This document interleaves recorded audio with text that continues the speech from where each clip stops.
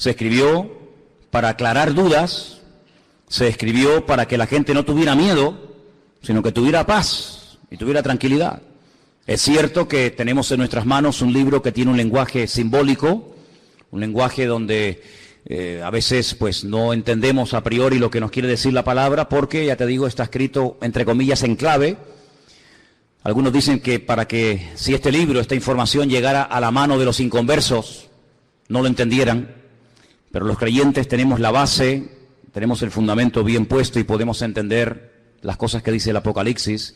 Y hay muchas cosas que habla este libro, pero en el capítulo 13 habla de lo que llama la Biblia las dos bestias. Dos bestias. La palabra bestia es Jehová, y Jehová es una expresión que se utiliza para hablar de un animal que mete miedo, un animal que trae terror, pero al mismo tiempo un animal casi rayando lo mitológico, un animal que es una mezcla de realidad y de ficción. Y esa es la palabra que emplea la Biblia cuando habla de estos dos personajes. Capítulo 13, verso 1, dice así la palabra: me paré sobre la arena del mar, y vi subir del mar una bestia que tenía, dice aquí, 7 cabezas y 10 cuernos. No hay ningún animal que hoy en día exista que sea así. Es algo totalmente metafórico, ¿no? En sus cuernos tenía 10 diademas y sobre sus cabezas un nombre blasfemo. La bestia que vi era semejante a un leopardo, pero sus pies eran como de oso y su boca como boca de león. Fíjate qué mezcla, ¿no? Y el dragón le dio poder, su trono y grande autoridad. 3 cosas, no te las olvides: poder, su trono y grande autoridad. Versículo 3. Vi a una de las cabezas como herida de muerte, pero su herida mortal fue sanada, y se maravilló toda la tierra en pos de la bestia. Adoraron al dragón, que le había dado autoridad a la bestia, y adoraron a la bestia, diciendo: ¿quién como la bestia, y quién podrá luchar contra ella? También se le dio boca que hablaba grandes cosas y blasfemias, y se le dio autoridad para actuar 42 meses. Es lo mismo que decir 3 años y medio, o 1260 días, como también se dice en otro texto, Abrió su boca en blasfemia contra Dios, para blasfemar de su nombre y de su tabernáculo y de los que moran en el cielo. Se le permitió hacer guerra contra los santos y vencerlos. También se le dio autoridad sobre toda tribu, pueblo, lengua y nación.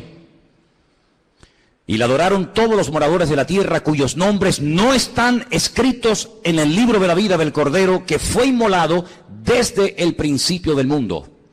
Si alguno tiene oído para oír, que oiga. Después en el versículo 11 habla de otra bestia. Si os dais cuenta, dice: después vi otra.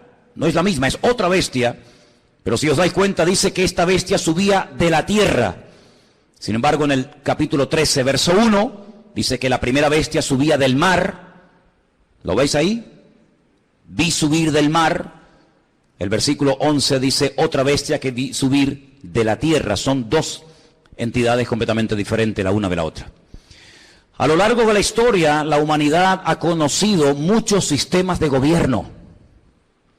Ha conocido durante un tiempo, parte de la humanidad durante un tiempo conoció un sistema que ya prácticamente no existe, pero que se llamaba la teocracia. Era Dios, el creador, gobernando al pueblo y llevando la palabra a través de sus profetas.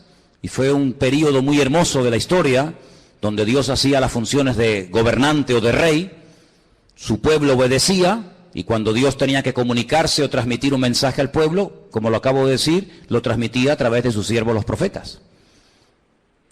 Después dice la Biblia que decidieron cambiar y dejar ese sistema, y entraron en un sistema llamado monarquía. Y el rey moría y su hijo ocupaba el lugar, y en fin, todos sabemos que es otro sistema de gobierno. El mundo ha conocido la monarquía, la teocracia, el comunismo, el capitalismo, la democracia, gobiernos de derechas, gobiernos de centro, gobiernos de izquierda, gobiernos comunistas, gobiernos socialistas. En fin, hay cantidad de formas de llevar a este mundo, pues, por distintos caminos. Pero la Biblia nos habla de un nuevo orden, de un nuevo gobierno, que en cierto sentido tendrá un poco de todo lo que les acabo de comentar. Tendrá un poco de monarquía, un poco de comunismo, un poco de democracia, un poco de capitalismo. Será como una especie de mezcla, pero también es un sistema completamente nuevo.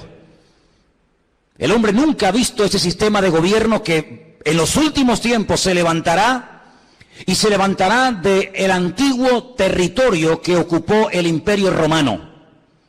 Yo no sé cómo estáis de geografía y de historia, pero el antiguo Imperio Romano conquistó prácticamente todo el continente europeo, de punta a punta, todo el Magreb, todo lo que son las naciones del norte de África y parte de Oriente Medio, incluido Siria, Egipto, Palestina y otros países más. De ese antiguo territorio romano, un territorio enorme, la Biblia nos enseña que en los últimos tiempos se formará un nuevo orden mundial, se levantará un gobernante que no sabemos su nombre, pero sí tenemos muchísima información acerca de este personaje, que no es un personaje de la mitología, ni es una especie de engendro entre algo espiritual y algo físico, sino que será un hombre de carne y de hueso, con padre, con madre, con genealogía, con lugar de nacimiento, con pasaporte, etcétera, etcétera. Digo esto porque a veces Hollywood y algunas películas muestran al famoso anticristo como una especie de relación entre Satanás y una mujer, y nace ahí una cosa que no sabe si es un demonio o es un niño. Olvídense de eso. El anticristo, y dicho sea de paso, el único en la Biblia que llama a este personaje el anticristo es el apóstol Juan. Esa palabra no aparece en ninguna parte de la Biblia, sino solamente cuando Juan habla de este personaje. Anticristo, alguien que se opone a Cristo, alguien que ocupa el lugar de Cristo, porque el anticristo no será un ateo. Satanás no es tonto. Satanás sabe perfectamente que lo espiritual siempre al hombre le tira, por un camino o por otro. Luego el anticristo no será un ateo, sino será una persona que caerá en lo más bajo que puede caer un ser humano, y es en la egolatría. Es pretender recibir adoración como si fuera un dios. Esto no es nada nuevo. Ya en Egipto, en Roma y en otros imperios se ha visto como el hombre ha querido ser adorado. Y al faraón se le llamaba el hijo del dios Ra, el hijo del sol. Y en Roma sabemos que miles de personas fueron matados y fueron asesinados y fueron quemados porque querían recibir adoración y querían incluso que se les presentara sacrificios y flores y reconocimiento. Así que el anticristo será una persona que al principio, digamos que, entre comillas, respetará todos los cultos, todas las creencias, todas las religiones, todo vale, no pasa nada, pero vamos a ver cómo después la Biblia nos dice que pega un cambio, y vamos a ver cómo a lo espiritual le va a dar una importancia tremenda, porque el anticristo, que en el Antiguo Testamento se le llama God, G-O-G. Cuando usted lee, por ejemplo, los libros del profeta Ezequiel, usted se va a dar cuenta de que al que llamamos nosotros el anticristo, en el Antiguo Testamento se le llama God. Fijaros qué cosa tan interesante. Satanás, que es un perfecto imitador de las cosas que Dios hace o que va a hacer, llama a este personaje en el Antiguo Testamento God, y es un nombre que la primera y la última letra de su nombre es la misma, es la G, la Gimel en hebreo. Y suma 3, 6, 3. Un múltiplo de 666, da 66 en total. Imitando a la profecía que Dios le dio al rey David. David es otro el único nombre en la Biblia que aparece con la misma letra al principio y al final. David empieza por D, termina por D. Lo que hace el anticristo es tratar de imitar a ese futuro rey, ¿verdad?, descendiente de la casa de David, y tratando de ungir, respaldar, apoyar y ayudar en todos los sentidos a este personaje político que tendrá un poder prácticamente ilimitado. Hace unos días, varios gobernantes muy famosos de este planeta Tierra proponían el nombrar a una persona como el presidente del planeta Tierra, el presidente de la Tierra, en este nuevo orden mundial que se está fraguando. Una de las últimas ciudades con un lujo increíble que se ha construido en Kurdistán se llama Astana. Lo habéis visto en algunos grupos ciclistas que llevan Astana, ¿verdad? Y tienen un grupo muy famoso de ciclistas. Astana fue fundada por los Illuminati y por las logias masónicas. Todos los edificios y todos los símbolos de la ciudad de Astana en el Kurdistán, todos tienen que ver con símbolos masónicos y de los Illuminati. No voy a entrar demasiado en esto, pero los Illuminati son personas que pueden ser políticos, pueden ser presidentes de país, de gobiernos, pueden ser deportistas, pueden ser artistas, etcétera, etcétera. Y hablemos claro, son personas adoradores del diablo. En Israel hay una cueva que se llama la famosa cueva de Sedequías. Se llama la cueva de Sedequías porque cuando el rey Nabucodonosor sitió la ciudad de Jerusalén durante más de un año, el rey que en ese momento gobernaba Jerusalén se llamaba Sedequías y huyó por esa cueva y dice que lo alcanzaron en la llanura del valle de Jericó, que está como unos 8 o 10 kilómetros de allí. Y allí lo encontraron, le sacaron los ojos y se lo llevaron cautivo a Babilonia, a Irak.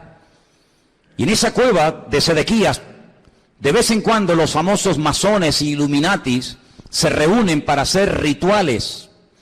Quiero decirles que el presidente mundial de los Illuminati y de los masones es un judío llamado Rockefeller.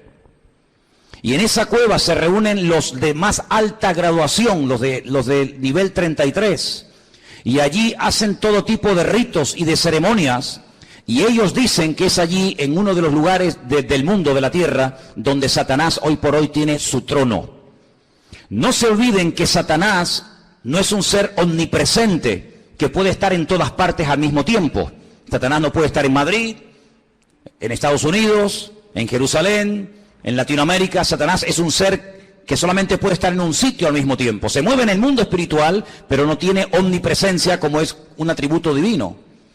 Y es en ese lugar donde dicen los Illuminati y los masones que en forma de macho cabrío se presenta cuando hacen estas ceremonias en la cueva de Sedequías, y allí es donde reciben órdenes e instrucciones para las cosas que tienen que hacer. A algunos les puede sonar todo esto como a ciencia ficción, como a miedo, como a película, pero quiero decirles que el mundo espiritual, aunque no lo podemos ver con nuestros ojos de carne, es tan real como el mundo natural que constantemente estamos viendo. Date cuenta que, por ejemplo, ahora aquí dentro hay millones de voces en alemán, en arameo, en hebreo, en inglés, en chino, en japonés. Aquí dentro hay frecuencias, hay ondas, pero que no podemos ni verlas ni oírlas porque no tenemos un aparato de radio. Pero si tuviéramos un aparato de radio con una buena antena, seríamos capaces de escuchar programas que ahora mismo se están emitiendo desde Marruecos, desde Estados Unidos, desde cualquier parte de la tierra, simplemente que no tenemos un aparato que nos permite captar la señal de lo que aquí hay. Es como en la televisión. Y el mundo espiritual es invisible, pero es real. Los demonios existen, Dios existe, los ángeles existen.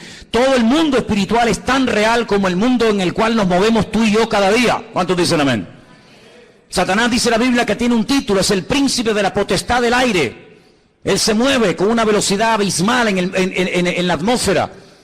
Y en ese lugar es donde Satanás hoy por hoy tiene su trono. Recuerden que en el libro del Apocalipsis, cuando el Señor le habla a una de las 7 iglesias, a una, no a las 7, a una le dice: aguanten, tengan paciencia, van a ser probados, van a tener dificultades, pero resistan, yo estoy con ustedes, porque yo sé dónde ustedes viven, donde Satanás tiene su trono.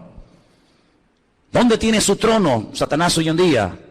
Pues allí, en la ciudad de Jerusalén, es donde Satanás se mueve, porque sabe que la ciudad de Jerusalén es la ciudad más importante del mundo. Es la ciudad donde el Señor Jesucristo pasó la última semana de su vida. Es la ciudad donde Él instituyó lo que conocemos como la Santa Cena, el pan y el vino. Es el lugar donde murió. Es el lugar donde resucitó. Es el lugar donde ascendió. Es el lugar donde en el día de Pentecostés descendió el Espíritu Santo en forma como de lenguas de fuego que se asentaron sobre más de 100 y pico personas que estaban allí. Es el lugar donde Zacarías capítulo 14 dice que Él volverá por segunda vez y pondrá sus pies sobre el monte de los olivos, y el monte se partirá y desde allí gobernará a las naciones. Es el lugar donde dice la Biblia que todo ojo le verá y toda rodilla se doblará. Es el lugar donde vendrán los famosos 2 testigos del Apocalipsis. Es el lugar donde Dios tendrá su sede de gobierno. Es una ciudad mencionada en más de 3.500 ocasiones en la Biblia, en el Antiguo Testamento. Es una ciudad importantísima. Es un lugar donde se está orando permanentemente, de noche y de día, por esa ciudad, pero es un lugar también donde Satanás tiene puestos sus ojos, porque sabe lo que allí va a pasar y lo que allí ya está pasando. Así que el anticristo, no el falso profeta, sino el anticristo, el cuerno pequeño, como lo llama Daniel, el hombre de pecado, el hijo de desobediencia, el inicuo, esta persona cruel y despiadada, tendrá durante 3 años y medio un poder impresionante como no nos podemos ni imaginar. Esta es la última oportunidad que Satanás tiene para destruir a las naciones, para engañar al ser humano. Esta es la última oportunidad, la última bala en la recámara que le queda al diablo por hurtar, matar y destruir, dice la palabra de Dios. Así que se viene un sistema de gobierno que nunca en la vida el ser humano ha visto.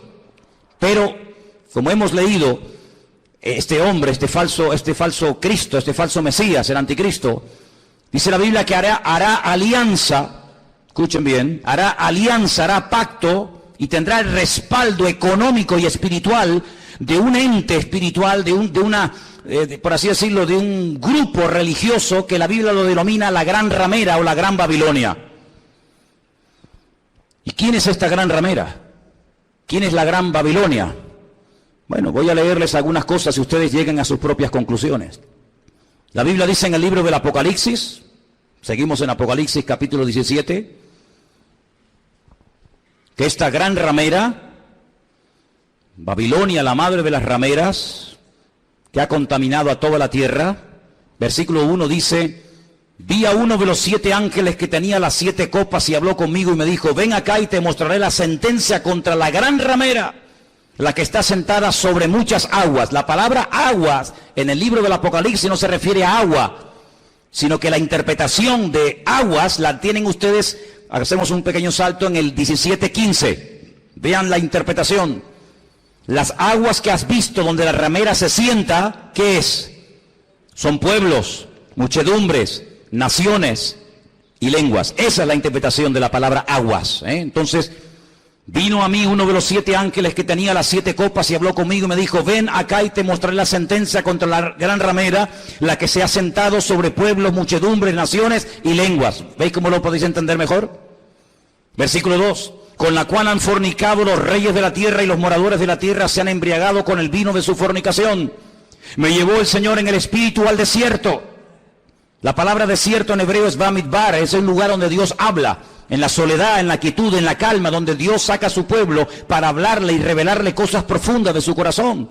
Y dice que allí vio una mujer sentada sobre una bestia escarlata, llena de nombres de blasfemia, que tenía 7 cabezas y 10 cuernos. ¿Cómo estaba vestida esa mujer?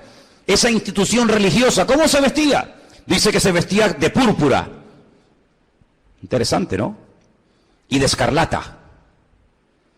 Estaba adornada de oro, de piedras preciosas, de perlas, y tenía en su mano un cáliz de oro lleno de abominaciones y de la inmundicia de su fornicación. Así se vestían sus ministros, de púrpura y de escarlata, y tenía joyas y piedras preciosas en abundancia.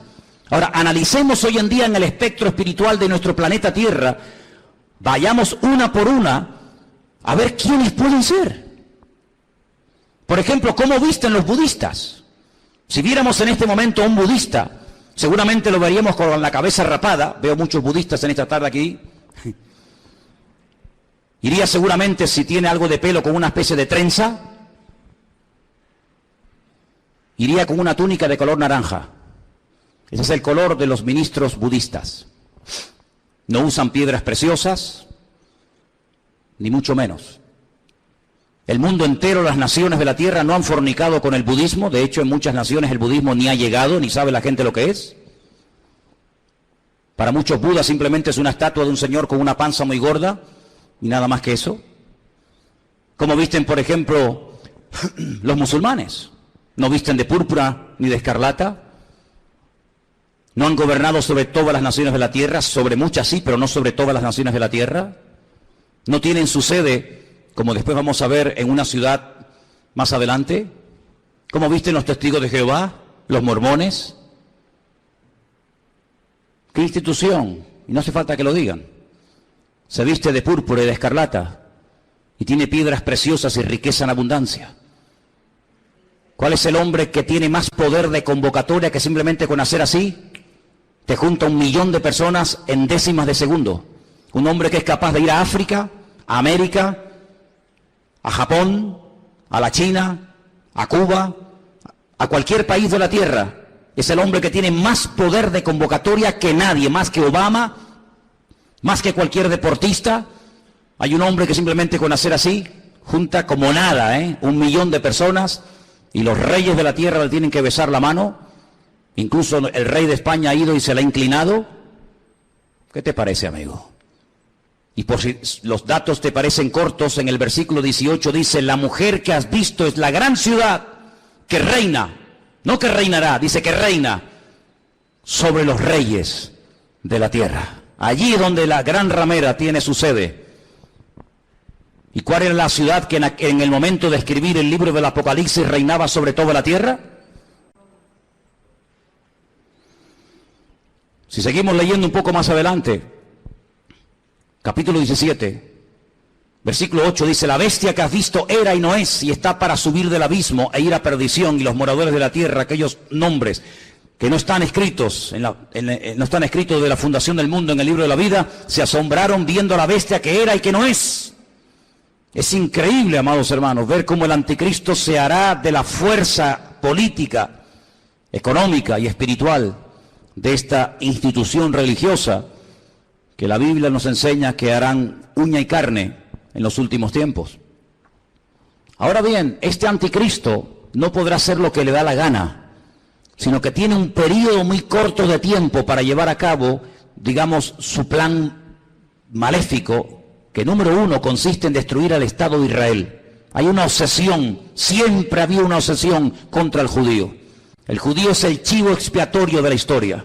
Cuando en Alemania había crisis y cuando Alemania no levantaba cabeza, incluso había perdido territorio en la Primera Guerra Mundial, ¿a quién se le echó la culpa? A los judíos. ¿Quiénes pagaron los platos rotos en la Segunda Guerra Mundial? Fundamentalmente los judíos y otras personas también, pero mayoritariamente los judíos. Cada vez que hay un problema, cada vez que hay un conflicto, la culpa la tiene el judío. Hay centenares y centenares de libros que nos hablan acerca de que si no existiera ese pequeño país que tiene tan solo 300 kilómetros de largo, 22.000 kilómetros cuadrados, un país que prácticamente es que ni se ve en el mapa, un 0,7% de la población mundial, todos los problemas del mundo se solucionarían. Pero permítame decirles que durante la Primera Guerra Mundial Israel no existía y hubo una guerra mundial. Y durante la Segunda Guerra Mundial Israel no existía y se mataron 60 millones de personas en territorio europeo y esta gente no existía, no estaban allí como pueblo. Pero siempre se ha tratado de buscar una especie de chivo expiatorio al cual echarle la culpa de todos los problemas. Y hay muchos libros que dicen que si Israel no existiera, si ese país no existiera, si se arrasara completamente a esta gente, el mundo sería un mundo de paz, un mundo más equilibrado, un mundo donde no habría tantas guerras y rumores de guerras. Así que el primer objetivo de este personaje es ganarse la confianza del Estado de Israel. ¿Y cómo se ganará, según la Biblia, la confianza de los judíos para que durante un tiempo corto, pero al fin y al cabo un tiempo, lo apoyen? Pues muy fácilmente, permitiéndoles cumplir el sueño que todo judío tiene durante 2000 años, no lo han perdido jamás. Han estado de aquí para allá, los han matado, los han quemado, los han crucificado, les han hecho de todo, pero siempre han tenido una obsesión en la mente, y es poder volver a Jerusalén y poder volver a ver reconstruido el templo de Jerusalén. El templo de Jerusalén fue destruido en el año 70 por las tropas romanas, capitaneadas por Tito, el hijo de Vespasiano. Y desde el año 70 de la era cristiana hasta hoy, allí no hay templo. Los romanos araron aquel lugar, le cambiaron el nombre a Jerusalén y le pusieron Aelia Capitolina. Le cambiaron el nombre de Israel por Palestina, para que nunca más nadie se acordara que una vez hubo una ciudad en la historia de la humanidad llamada Jerusalén y un país llamado Israel. Pero todos sabemos que ese país ahí sí sigue existiendo. 7 guerras, ningún país moderno ha tenido que soportar 7 guerras, donde incluso ha tenido que pelear a veces hasta con 14 naciones a la vez. 14 naciones se han unido por tierra, por mar y por aire para destruir a esta gente, y en las 7 ocasiones No han podido hacerlo. Pero la Biblia nos enseña, y lo dice muy claramente en Ezequiel, en Daniel, en Zacarías, etcétera, que el enemigo intentará destruir a esta nación con armas nucleares. Y la palabra de Dios nos enseña que en un valle que está a las afueras de Jerusalén, llamado el Valle de Jezreel, o el Valle de Megido, se llevará a cabo una batalla tremenda que hasta la Biblia ya ha dado el nombre de dicha batalla, la famosa batalla de Armagedón. De hecho hay películas, ¿no?, que se llaman Armagedón. Y dice la Biblia que allí vendrán naciones de todas partes de la tierra. Atacarán por el norte, por el sur, por el este y por el oeste, por tierra, por mar y por aire. Y será un tiempo de angustia para Israel. La palabra de Dios nos enseña que más de 200 millones de soldados, escuchen bien, a Juan también le asombró, imagínate, nos asombra a nosotros escuchar esta cifra, imagínate a Juan hace 2000 años en la isla de Patmos escribiendo el Apocalipsis, 200 millones de soldados se unirán con un solo objetivo, destruir al pueblo de Israel. ¿Y por qué tanta obsesión por destruir a Israel? Lo he dicho muchas veces y lo vuelvo a repetir, por una sencilla razón. Porque el Dios creador, el único Dios que existe, el Dios de Abraham, el Dios de Isaac y el Dios de Jacob, ha prometido, bajo juramento, con su mano levantada, que Israel nunca será destruida. Que Dios peleará por ese pueblo. A pesar de sus defectos, a pesar de su desobediencia, a pesar de su rebeldía, Dios defenderá a muerte a ese pueblo. El país, la nación, el imperio que sea capaz de destruir a Israel demostrará, número uno, o que Dios miente o que Dios no existe. Si Dios ha prometido defender a Israel a muerte y que nunca ninguna nación, ningún pueblo, ningún país, ninguna arma forjada se podrá nunca levantar contra esta gente y ser destruida. Si alguien logra destruir a Israel, si alguien logra botarlos al mar como intentó Jordania hace años atrás, pues simplemente demostrará que lo que Dios prometió era mentira, o que tal vez Dios ni siquiera existe, el Dios de ellos. Por lo tanto, el enemigo está tratando de demostrar por todos los medios habidos y por haber que Dios miente. Ya lo hizo en el principio de los tiempos, en el libro del Génesis. Cuando se acerca a la primera mujer, le dice, ¿por qué no comes? ¿Por qué no desobedeces a Dios? Y la mujer dijo, porque Dios nos dijo que si pecamos y si desobedecemos la ley de Dios, vamos a morir. Y Satanás le dice, Dios te ha mentido. No es verdad. Tú no vas a morir.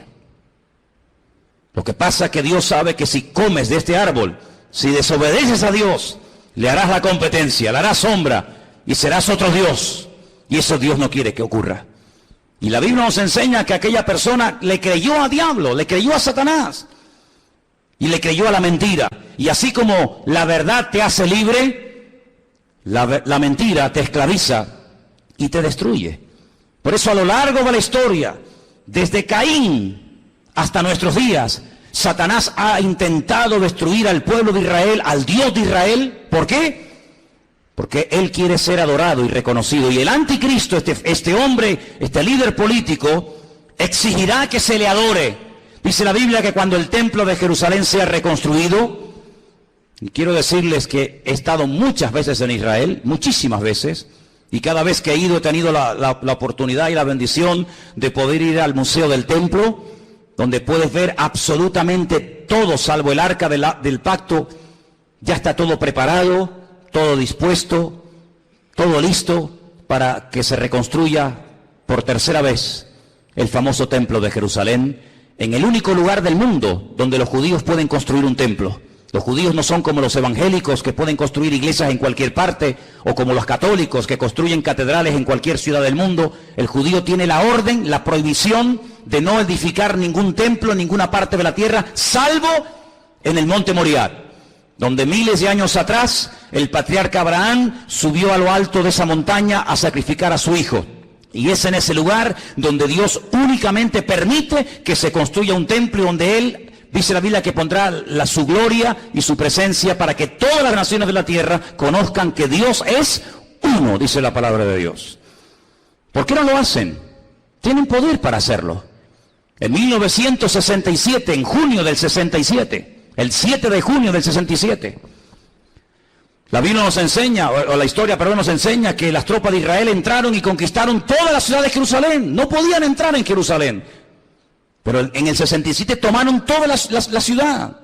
Subieron a lo alto del monte, pero le dejaron hasta el día de hoy a Jordania que administre las explanadas del templo, donde está la famosa mezquita de Omar y la famosa mezquita de Al-Aqsa. Pero es allí donde algún día, dice la palabra de Dios, que el templo será reconstruido. Y a los 3 años de ser edificado ese templo, nos dice en Tesalonicenses, justo a los 3 años, este personaje entra al lugar santísimo, lo profana, y entonces exige que todo el mundo le adore y le reconozca como el único Dios. Quiero leerles en 2 de Tesalonicenses capítulo 2, versículo 1, escuchen bien la lectura. Dice el apóstol Pablo: con respecto a la venida de nuestro Señor Jesucristo, de eso está hablando, y nuestra reunión con Él, os rogamos, hermanos, que no os dejéis mover fácilmente de vuestro modo de pensar, ni os conturbéis, ni por espíritu, ni por palabra, ni por carta, como si fuera nuestra, en el sentido de que el día del Señor está cerca. Nadie os engañe en ninguna manera, porque no vendrá sin que antes venga la apostasía, el desmadre, el descontrol total y absoluto. En ese ambiente de desmadre, de descontrol, de guerras y rumores de guerra, de crisis y más crisis, en ese ambiente se levantará el anticristo.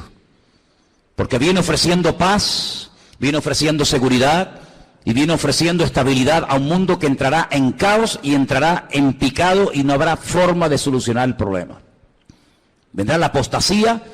Dice la Biblia que en los últimos tiempos muchos que se llaman creyentes o cristianos o seguidores de Dios o de Cristo apostatarán de la fe, llegarán a escuchar hasta espíritus engañadores, espíritus malignos, llegarán a creer en cuanta cosa rara y extraña aparezca por el escenario y se producirá un enfriamiento a nivel mundial por parte de muchos que se llaman creyentes. Dice, y el amor de muchos, a consecuencia de que se ha multiplicado la maldad, se enfriará.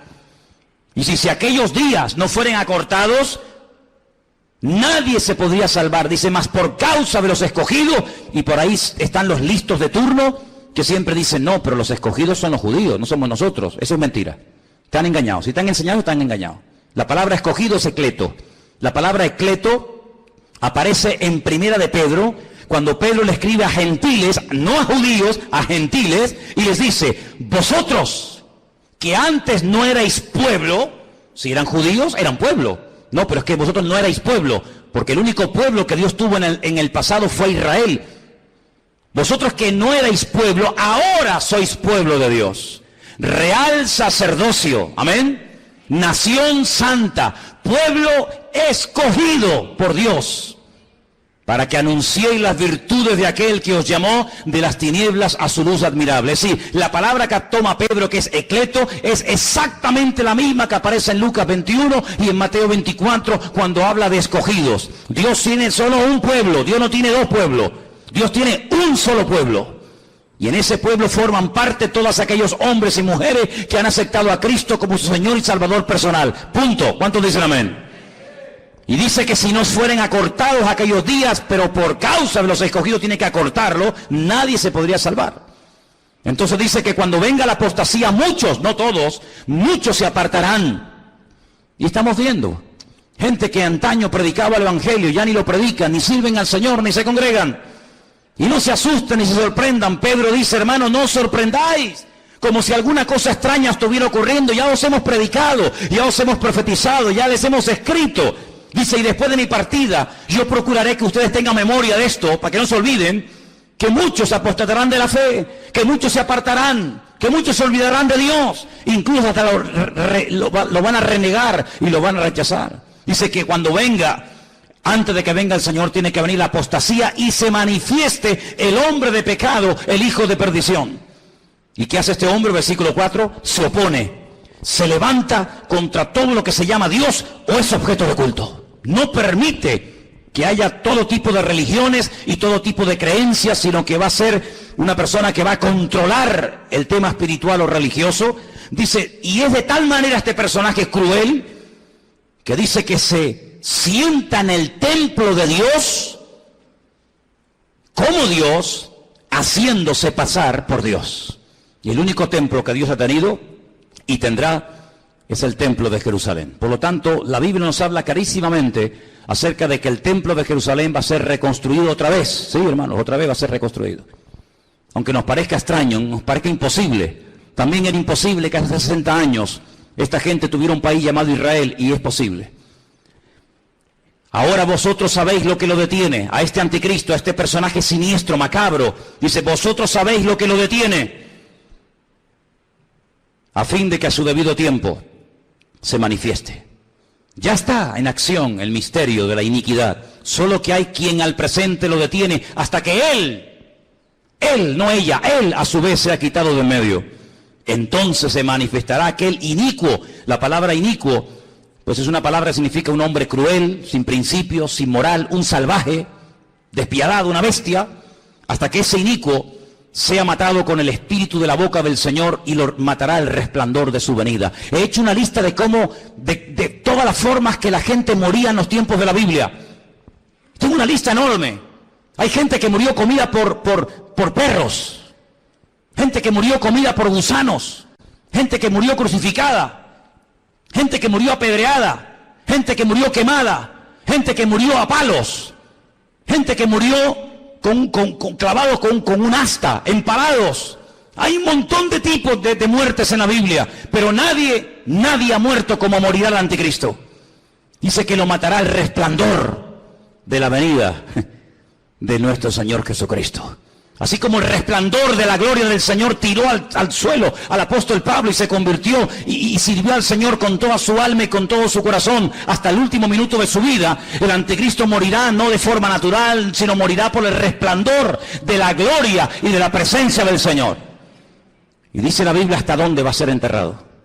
Por ejemplo, si quieren saberlo, en Ezequiel 39, del 11 al 14, lean en casa este texto, repito, Ezequiel 39, del 11 al 14, y dice que allí, en Israel, en un valle, Dios le tiene preparada sepultura al anticristo para que todos los que pasen por aquel lugar sepan que hasta aquí, amigo, hasta aquí te permitió el Señor llegar, y aquí tienes sepultura para que todo el mundo que pase sepan que hasta aquí llegó tu fuerza y llegó tu capacidad. ¿Qué te parece?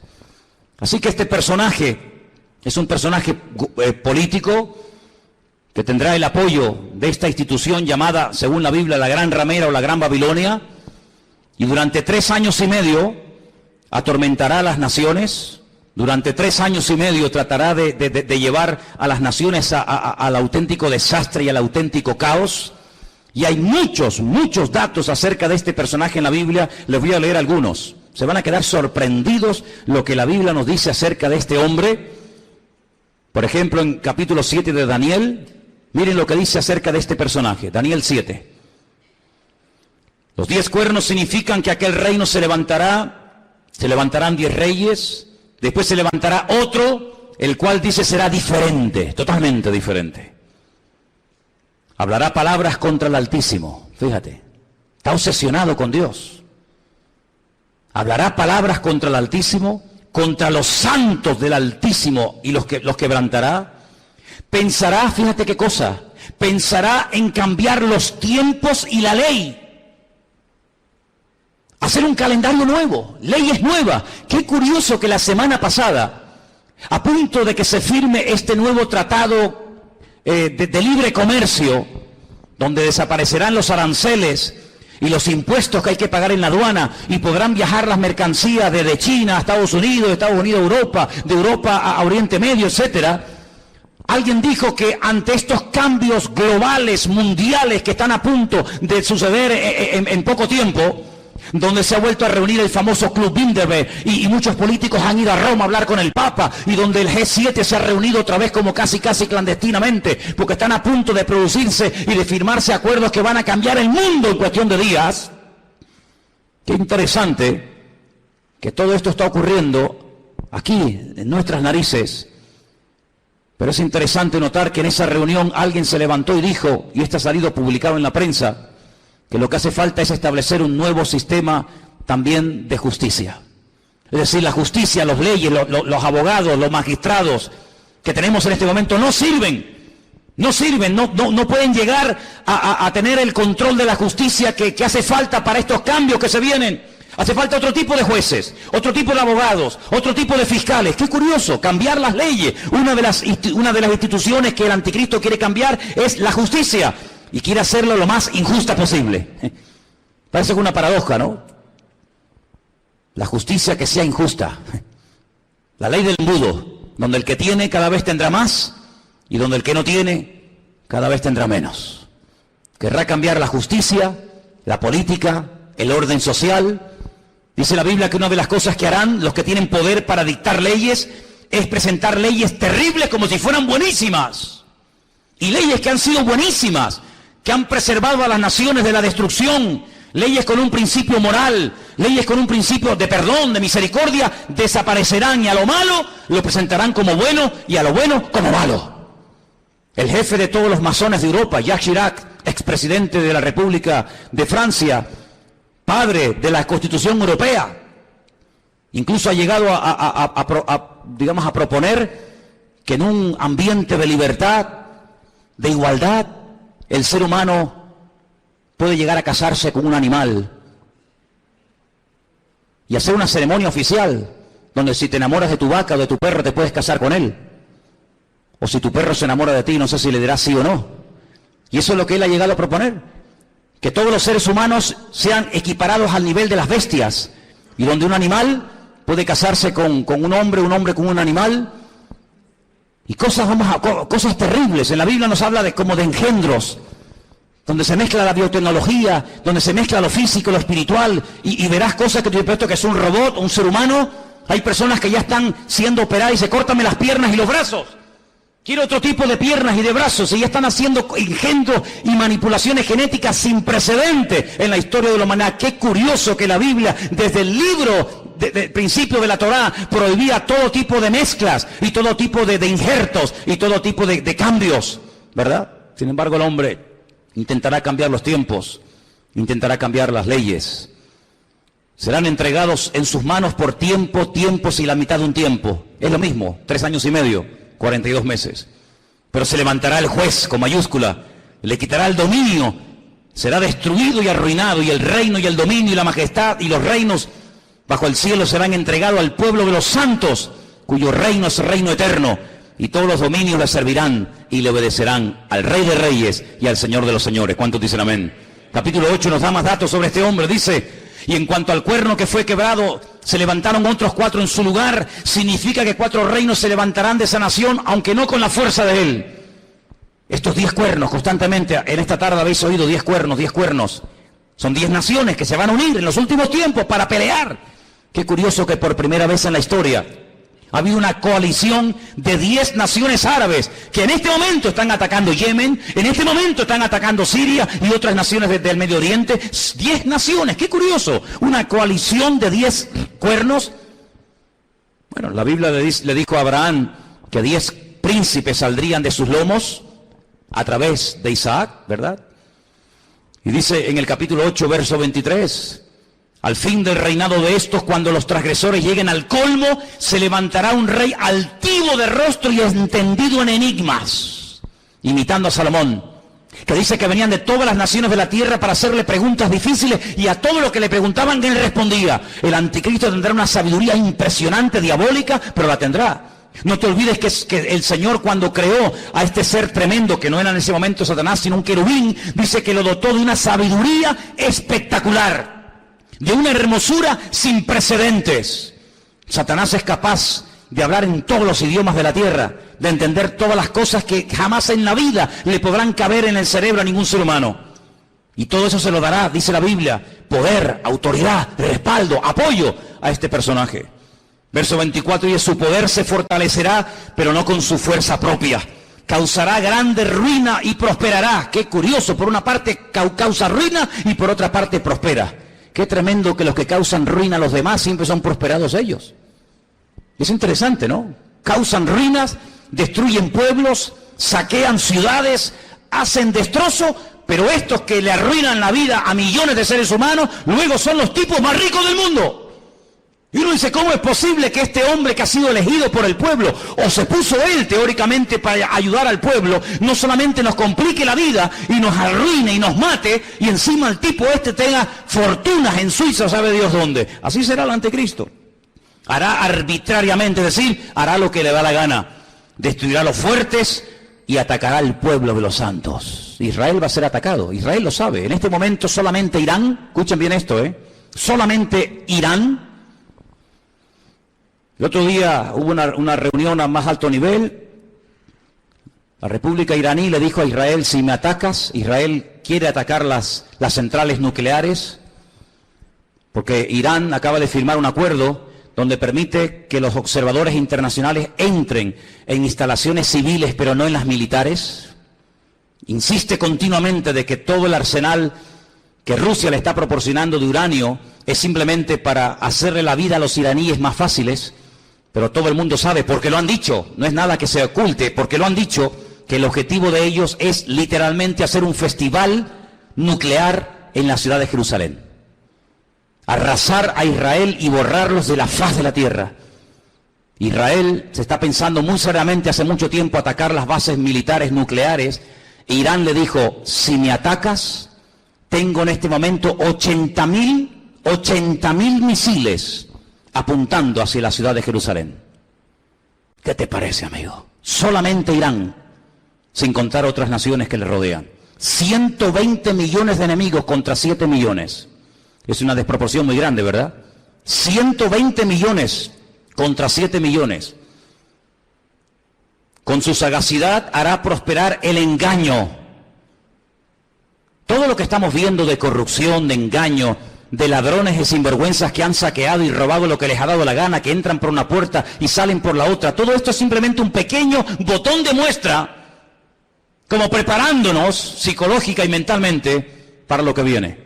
Dice que este hombre, con sagacidad, con trampas, con triquiñuelas, con mentiras, hará prosperar el engaño, se engrandecerá en su corazón y sin previo aviso atacará y destruirá a muchos. Estoy leyendo la Biblia, no estoy leyendo nada raro, estoy leyendo la Biblia. Se levantará contra el príncipe de los príncipes, pero será quebrantado, aunque no por mano humana. Fijaros cómo el enemigo ha ido adaptando la estrategia según los tiempos. Caín, el primer asesino, se levanta y mata a su hermano Abel, pero no mató ni a su padre, ni a su madre, ni al otro hermano. Dejó a más gente viva que los que realmente mató, ¿sí o no? Qué curioso, Caín mató a uno, pero dejó vivo a más gente. Cuando pasa el tiempo, dice la Biblia que otra persona que también tiene el mismo espíritu de Caín, pero elevado a la máxima potencia, va más allá y dice, en vez de matar a uno, matemos a todos, pero solamente a los varones. Y deja a todas las mujeres vivas.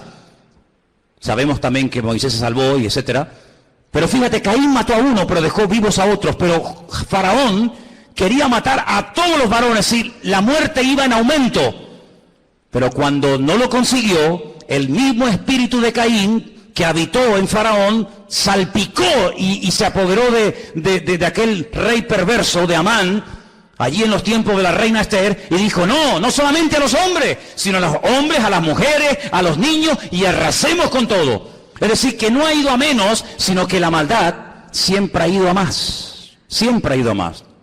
Por lo tanto, todo lo que hemos visto a lo largo de la historia son simplemente pequeñas pinceladas de lo que le espera a esta tierra. Si saltamos al capítulo 11 de Daniel, sigue dando datos muy interesantes. Dice aquí, hará este rey según su voluntad. Se ensoberbecerá, se engrandecerá sobre todo Dios, y contra el Dios de los dioses hablará.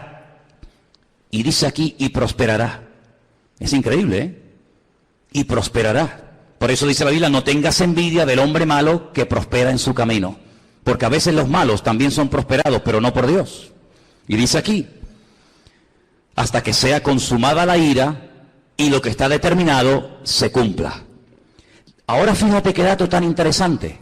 Yo sé, y algunos seguramente me lo harán notar, que en el texto original no existen palabras con mayúscula y palabras con minúscula. No existe ni en griego ni en hebreo palabras con mayúscula y con minúscula, que en nuestro idioma es muy importante, porque no es lo mismo la palabra Dios con minúscula que la palabra Dios con mayúscula. No es lo mismo la palabra Señor con minúscula que la palabra Señor para referirnos a Dios en mayúscula. En la Biblia hay un término específico para cada palabra, por lo tanto no hace falta recurrir a esto de mayúsculas y minúsculas. Pero en nuestra Biblia dice en mayúscula, del Dios de sus padres. Luego sus padres eran creyentes. Los padres del anticristo eran creyentes del verdadero Dios. Porque dice, del Dios, repito, con mayúscula de sus padres, no hará caso. Fue criado en una educación, digamos, religiosa, correcta, con el Dios verdadero. Lo mamó en la casa con sus padres, pero dice, no hará caso de ese Dios, de esa enseñanza. Y dice algo interesante que puede tener varias interpretaciones. Ni del amor de las mujeres hará caso. ¿Quiere decir que será un homosexual? ¿Que no se casará? Interprételo usted como quiera. Pero dice que a este hombre no le interesa perder el tiempo. Ustedes saben que cuando un hombre se enamora de una mujer se vuelve medio idiota, medio tonto, ¿no? Por lo tanto, él dice, yo tengo un objetivo y si enamorarme de esta o de aquella me va a quitar mi tiempo, dice, ni hará caso de las mujeres. Increíble. No respetará a Dios alguno, porque contra todo se engrandecerá. Honrará en su lugar al Dios de las fortalezas. Y tú dices, ¿este quién es? El Dios de las fortalezas. No hará caso del Dios verdadero que sus padres le inculcaron y le enseñaron. Dejará ese Dios verdadero y comenzará a adorar, dice aquí, al Dios de las fortalezas. Ahora, el libro de Daniel es el único libro de la Biblia que está escrito en dos idiomas diferentes. Todos los libros del Antiguo Testamento están escritos en hebreo y los del Nuevo Testamento en griego, pero Daniel no. Daniel, parte del libro está escrito en arameo y parte está escrito en hebreo. Se lee igual, pero significa lo mismo. Cuando usted lee del Dios de las fortalezas lo honrará, dice textualmente, Alá Maozín. Y menciona la palabra Alá. ¿Saben que las siguientes Biblias que se van a vender dentro de muy poco tiempo, que ya están en circulación en las iglesias evangélicas, dirá, por ejemplo, en el principio creó Alá los cielos y la tierra? ¿Sabían que la palabra Elohim o Dios desaparecerá de muchas Biblias en los próximos años y aparecerá la palabra Alá? ¿Sabían eso? Pues vete espabilando. De Alá, del Dios de la guerra, como dice el texto, a ese Dios adorará. Dice, Dios que sus padres no conocieron. No tiene nada que ver la adoración a ese Dios con el Dios que sus padres le enseñaron. Y dice, lo honrará con oro y con plata, con piedras preciosas y con cosas de alto precio. Hermanos, esto se escribió hace más de 3000 años, ¿eh? Es impresionante cómo hace más de 3000 años el profeta Daniel sabía detalles de la vida de este hombre que en aquel momento lógicamente no existía y que está a punto de aparecer.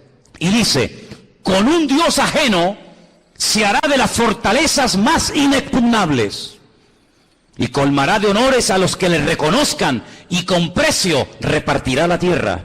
Pero al cabo del tiempo el rey del sur contenderá con él y se levantará contra él como una tempestad.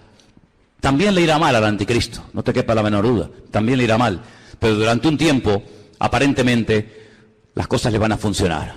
Ante este panorama de este nuevo orden mundial, ante este panorama donde ya el famoso chic que habéis oído y que sabéis que está por ahí por el mundo dando vueltas, donde el dinero en muchas naciones ya ha desaparecido, no es que va a desaparecer, ya ha desaparecido. En Suecia usted va con dinero y no lo puede usar. Ya no se usa dinero para pagar nada en Suecia. Todo es con otro sistema.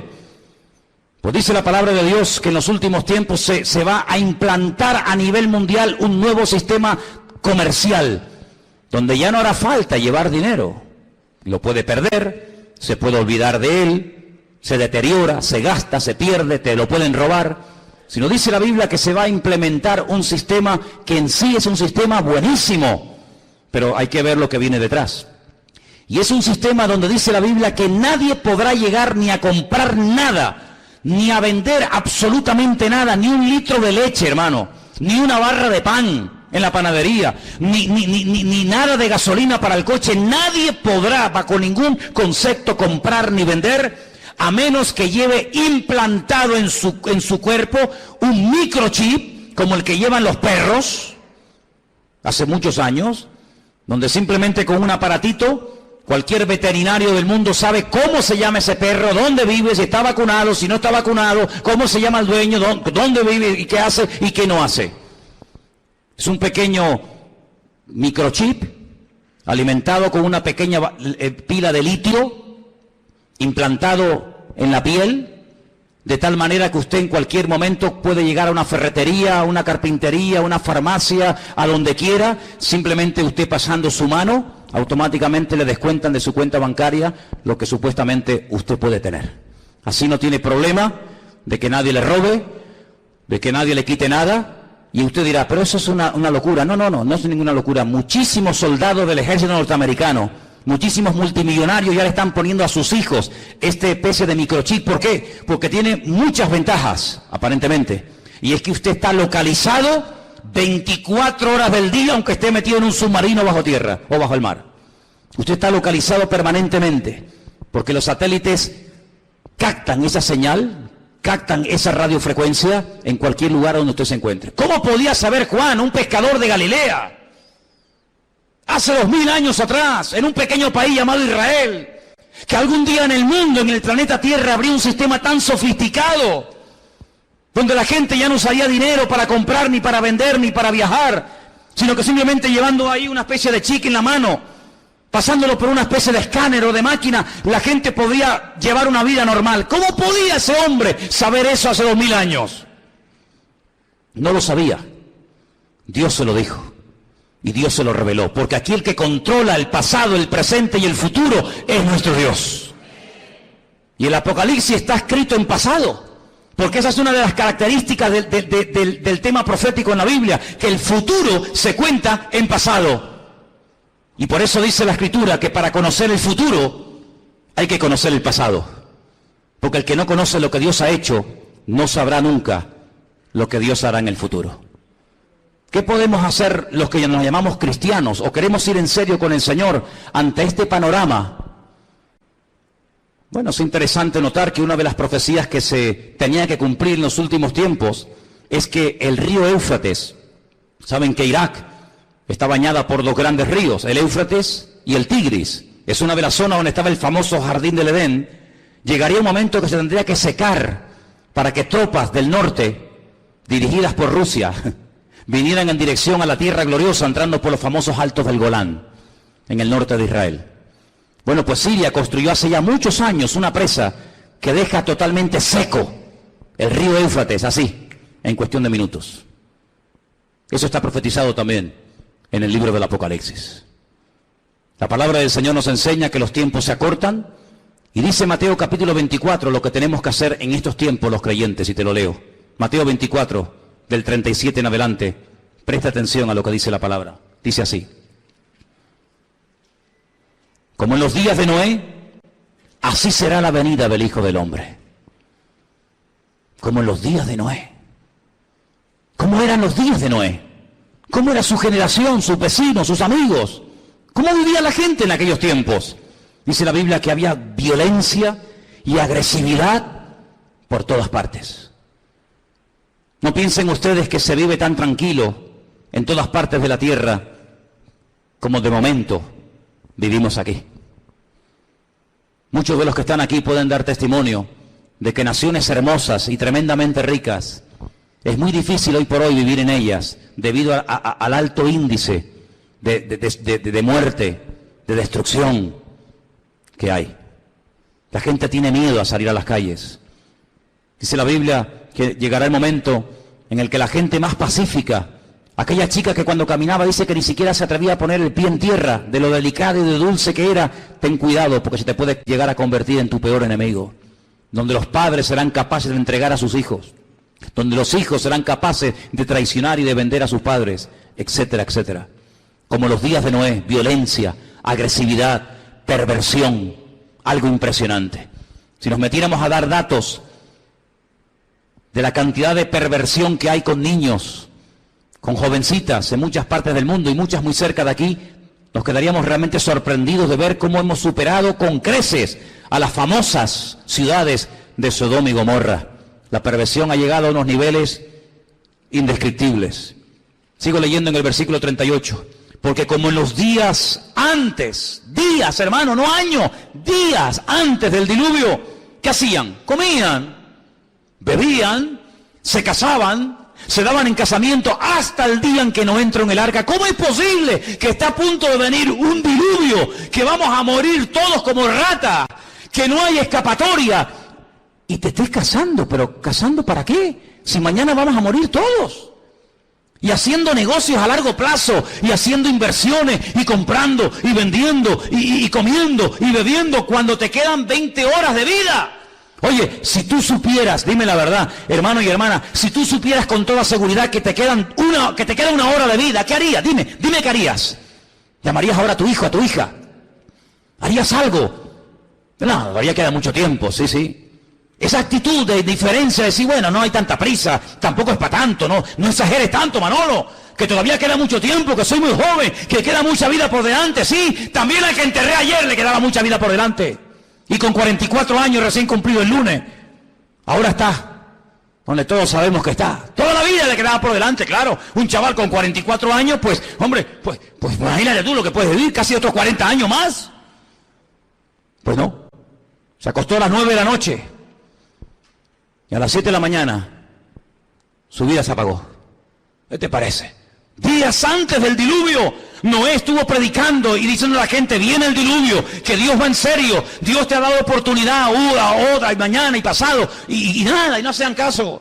Así será la venida del Hijo del Hombre. Dice, no entendieron. Oye, ¿no te ha pasado? Gente inteligente, gente con más o menos un mínimo de cultura, un mínimo de, no sé, de luz, que tú le hablas de cualquier cosa y todos lo entienden. Le hablas de política, 3 horas hablando de política. Le hablas de fútbol, va a venir, te cuento. Le hablas de lo que quieras. Tocas el tema de la Biblia. Tocas el tema del Señor y son los más torpes del mundo. Y un tío tan listo, un tío tan sabio, un tío tan espabilado, un tío que se ha buscado la vida, toda la vida, de todo entiende y de todo sabe. Lo dejas en el desierto y el tío sobrevive. Lo dejas en el Himalaya y el tío se busca la vida. Cuando le hablas del Señor, no entiende nada.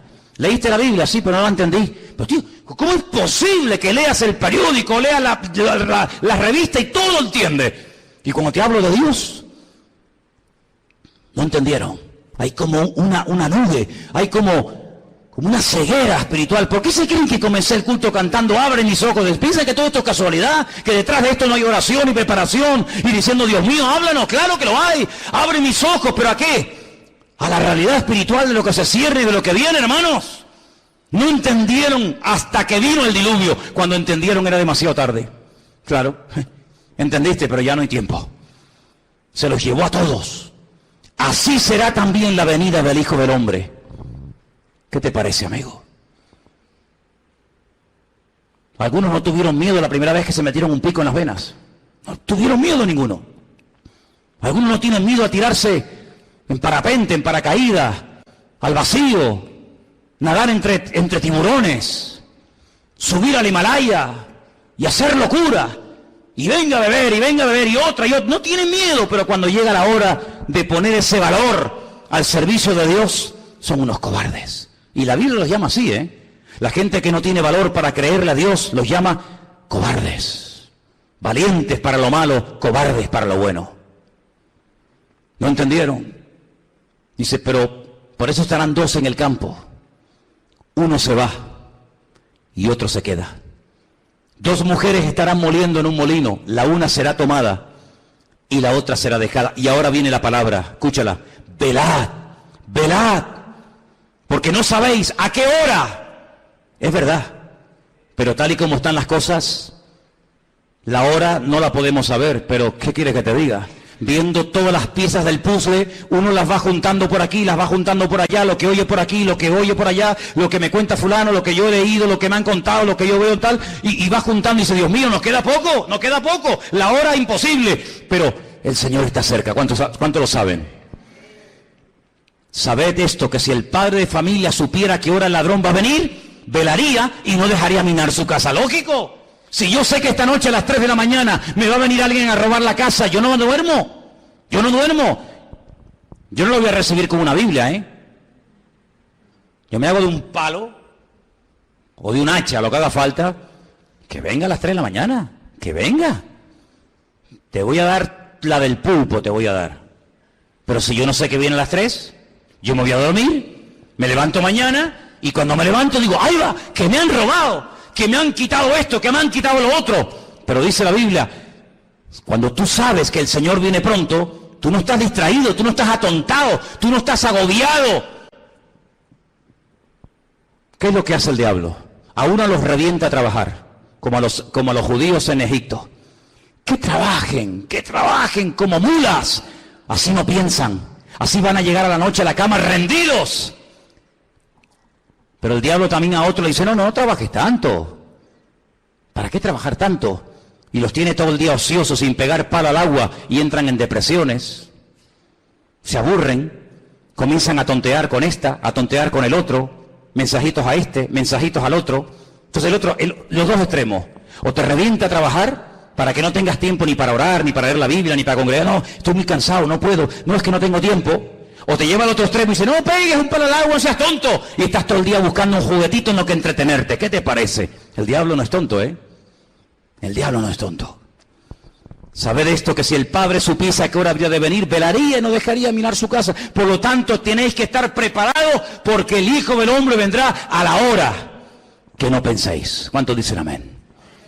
Os voy a dar una cita para que la leáis tranquilamente en casa. Se titula El Anticristo. Está en 1 de Juan 2, del 18 al 24. El Anticristo. Una de las características de este hombre, ¿cuál será? Ahí está. 1 de Juan 2, del 18 al 24. Algunos dirán, bueno, pero cuando, hermanos, las cosas se pongan feas, difíciles, cuando empiece a ocurrir todo esto, los creyentes no vamos a estar, ¿no? Entonces, ¿para qué se escribió la Biblia? Si no vamos a estar, ¿para qué se escribió?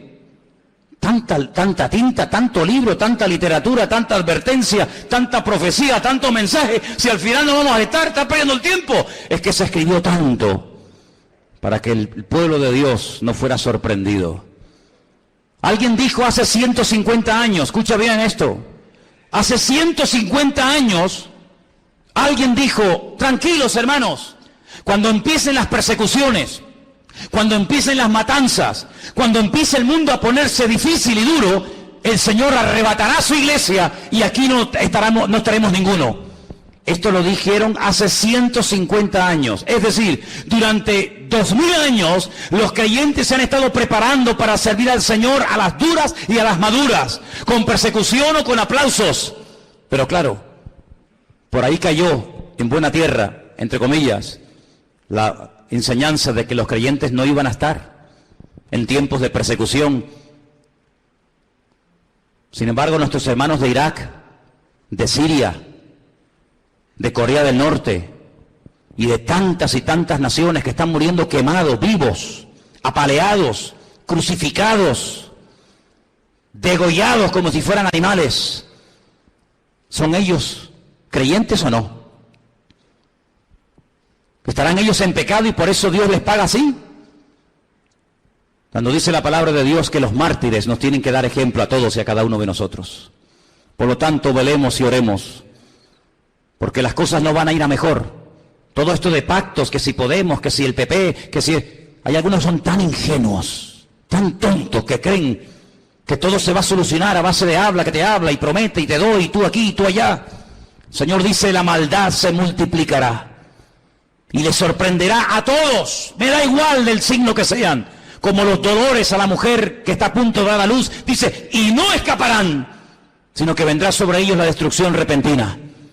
Nosotros no tenemos la confianza puesta en el PP, yo por lo menos no, a lo mejor alguno aquí sí. Yo no confío ni en el PP, ni en el PSOE, ni en Ciudadanos, ni en el otro, ni el Melena, yo no confío en ninguno de ellos. Porque todos son hijos del diablo. ¿O no? ¿O no? Porque estás conmigo o estás contra mí. ¿Cómo voy a poner yo mi confianza en el hombre? ¡Maldito el hombre que confía en el hombre! Nosotros ponemos nuestra confianza en el Señor, Dios Todopoderoso. Él no nos va a fallar. Estemos en el diluvio, estemos en la tormenta, estemos en la cárcel o estemos fuera, yo estaré contigo todos los días hasta el fin del mundo y nadie te podrá hacer.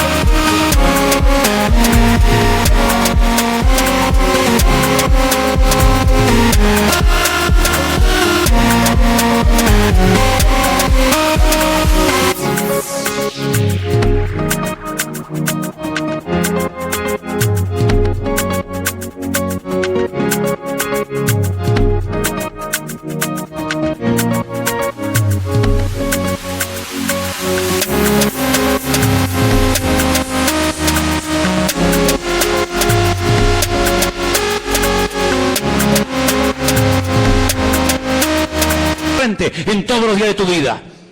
Eso es lo que nos dice el Señor y a eso tenemos que agarrarnos ahora más que nunca. Por eso llevo años diciendo cada semana, oh hermanos oremos, hermanos busquemos al Señor, métanse en la palabra, dejen de perder tiempo en tontería, no hagan planes que tú no... hablando de planes, ¿cuántos de los que están aquí tienen planes y meten al Señor en sus planes? Es que lo tenía aquí apuntado y no me puedo ir sin decirlo.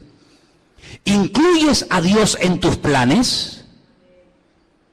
A ver, ¿sí o no? Pues lo estás haciendo fatal. Fatal. ¿Que no puedo incluir a Dios en mis planes? No. Pero hermano, no te entiendo. Espera, déjame que te explique. Pues si no te vas a quedar así. Tú no tienes que incluir a Dios en tus planes.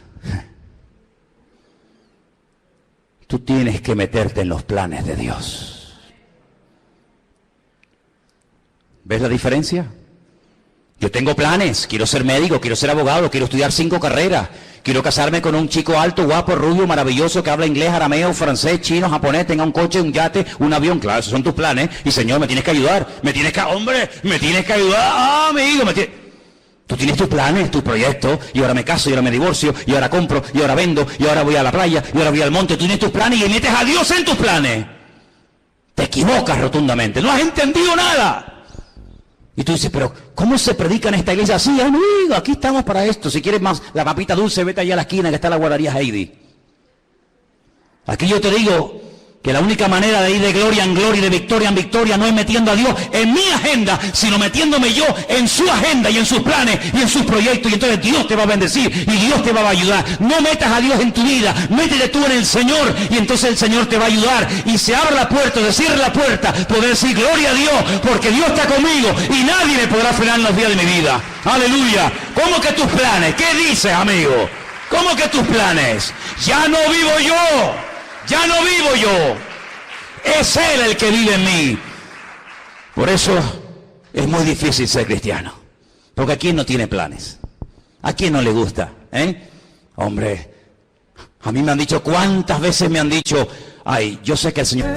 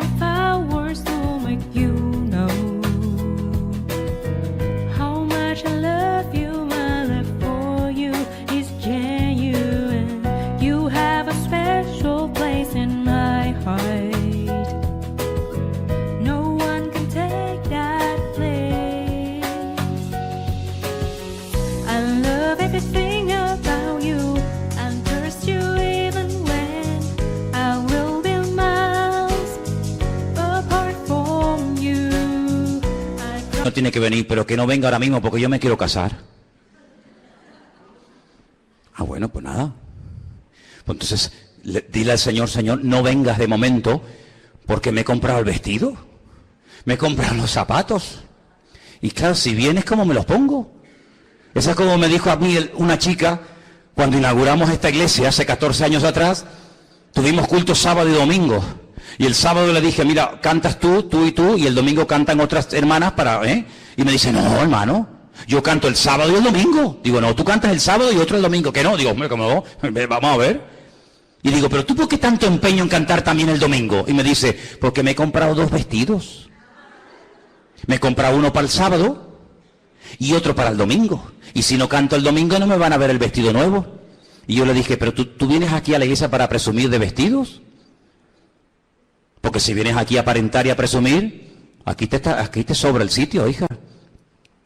Así que ahora no vas a cantar ni el sábado ni el domingo, mira lo que te digo. Pues aquí no venimos a verte a ti, aquí venimos a adorar al Señor. Y cogió y se fue a cantar donde le aplaudían. Pero aquí al único que aplaudimos, y le pido que ahora le deis un aplauso a Él, es al Rey de Reyes y al Señor de los Señores. A Él sea la gloria por los siglos de los siglos, amén. A Él solamente, aleluya. Fuertes aplausos a nuestro Dios, hermano. Amén, amén, amén. Aleluya. Amén. Nada más que a Él. Todo lo demás sobra. ¿Cuánto tiempo va a reinar el anticristo? ¿Cuánto tiempo va a estar este personaje, este tipejo? ¿Cuánto tiempo? Lo hemos leído. Tiempos y la mitad de un tiempo. 42 meses, 1 año y medio. 3 años y medio. ¿Eso es lo que va a durar? 3 años y medio. ¿Pero cuánto va a durar el reino de nuestro Dios? Por los siglos de los siglos. Amén. Sí, tú tendrás tu tiempo de gloria, como muchos que ves en televisión, de plató en plató, de programa en programa. Parece que pasa un tiempo y desaparecieron. Cierra tus ojos, hermano. Empápate de la Biblia. Métete en el Señor. Y dile al Señor, yo haré en la vida lo que tú quieras. Solamente lo que tú quieras. La vida cristiana no es hacer lo que yo quiero y usar a Dios para mi beneficio personal. No. Eso no es vida cristiana, eso se llama religión. Eso es religión, donde yo hago lo que me da la gana y Dios está a mi servicio 24 horas al día en lo que yo quiera y en lo que yo pida. Eso es religión, donde yo pongo las normas, donde Él está para servirme a mí. Evangelio es, yo no tengo planes. Yo soy un siervo en las manos de Dios y yo haré y me casaré o no, y compraré o no, iré o no, a donde Dios quiera. Eso es el Evangelio, lo otro es religión. Y por eso, amados hermanos, yo le digo a todos los jóvenes que están aquí esta noche, muchos de ustedes que se están matando estudiando, pregúntale al Señor si eso es lo que Dios tiene para tu vida. Porque si eso es lo que Dios tiene para tu vida, gloria a Dios, qué bueno. Pero ¿y si eso no es? Si eso no es, hijo o hija, pregúntale al Señor qué quiere hacer con tu vida. Porque a Noé cuando le habló le cambió la vida. Y a Abraham ni te cuento. Y a Pablo ni te cuento. Cuando Dios le reveló sus planes a David, a Moisés y a los personajes de la Biblia, les cambió la vida. Ya no se podían dedicar a cualquier otra cosa, porque Dios tiene planes, claro que los tiene.